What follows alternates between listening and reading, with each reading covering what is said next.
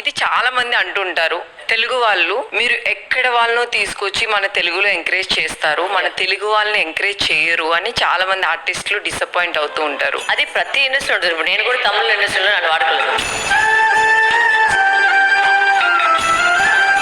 నేను తమిళ నుంచి వచ్చానండి ఇన్ని సంవత్సరాలు. అక్కడ ఎవరు ఒక్క మంచి వాడుకోలేదు. 5 ఫిల్మ్స్ వాడుకున్నారు అంతే. దాని తర్వాత నా టాలెంట్ అక్కడ ఎవరు వాడుకోలేదు.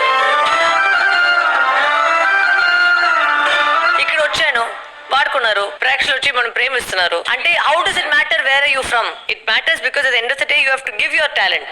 టాలెంట్ ఉంటేనే మనుషులు యాక్సెప్ట్ చేసుకుంటారు. అది ఏ భాష అయినా సరే, యాక్టర్ అనేది ఏ భాష చేయొచ్చు.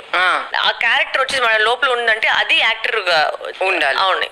సో అది మిమ్మల్ని ఎప్పుడైనా హర్ట్ చేసిందా మ్యామ్ ఇలా అంటారు అని? నాకు ఫస్ట్ ఆఫ్ ఆల్ ఎవరు ఏం పట్టించబడి మీకు ఎప్పుడైనా ఒక క్వశ్చన్ మార్క్ వస్తుందా మేడం? ఎందుకు లైఫ్ లో ప్రతి వాళ్ళ దగ్గర మేము క్వశ్చన్ మార్క్ కట్టుకుని ఉంటే మనకే టైం వేస్ట్. నెక్స్ట్ స్టెప్ ఏముందని చూసుకుని వెళ్ళిపోవాలంతే. అందుకే మేడం ఈ ప్లేస్ లో ఈ రోజు డైరెక్షన్ కి వచ్చారు.